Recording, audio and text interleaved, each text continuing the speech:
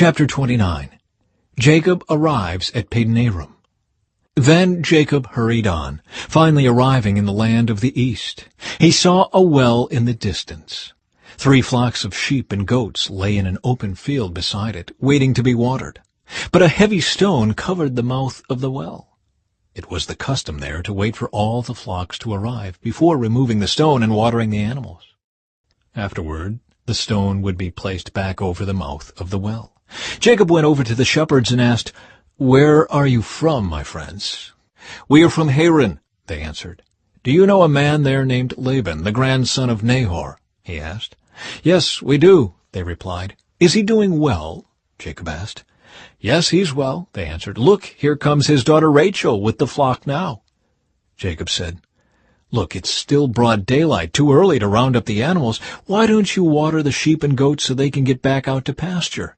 "We can't water the animals until all the flocks have arrived," they replied. "Then the shepherds move the stone from the mouth of the well, and we water all the sheep and goats." Jacob was still talking with them when Rachel arrived with her father's flock, for she was a shepherd.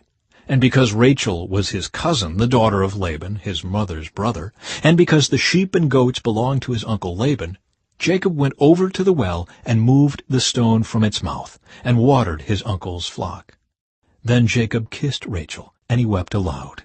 He explained to Rachel that he was her cousin on her father's side, the son of her aunt Rebekah. So Rachel quickly ran and told her father Laban.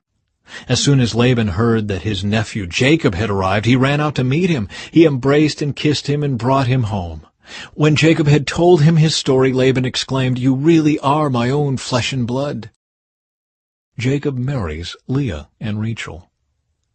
After Jacob had stayed with Laban for about a month, Laban said to him, "You shouldn't work for me without pay just because we are relatives. Tell me how much your wages should be." Now Laban had 2 daughters. The older daughter was named Leah, and the younger one was Rachel. There was no sparkle in Leah's eyes, but Rachel had a beautiful figure and a lovely face. Since Jacob was in love with Rachel, he told her father, "I'll work for you for 7 years if you'll give me Rachel, your younger daughter, as my wife." "Agreed," Laban replied. "I'd rather give her to you than to anyone else. Stay and work with me." So Jacob worked 7 years to pay for Rachel. But his love for her was so strong that it seemed to him but a few days. Finally the time came for him to marry her. "I have fulfilled my agreement," Jacob said to Laban. "Now give me my wife so I can marry her." So Laban invited everyone in the neighborhood and prepared a wedding feast. But that night, when it was dark, Laban took Leah to Jacob, and he slept with her. Laban had given Leah a servant, Zilpah, to be her maid. But when Jacob woke up in the morning, it was Leah. "What have you done to me?" Jacob raged at Laban. "I worked 7 years for Rachel. Why have you tricked me?"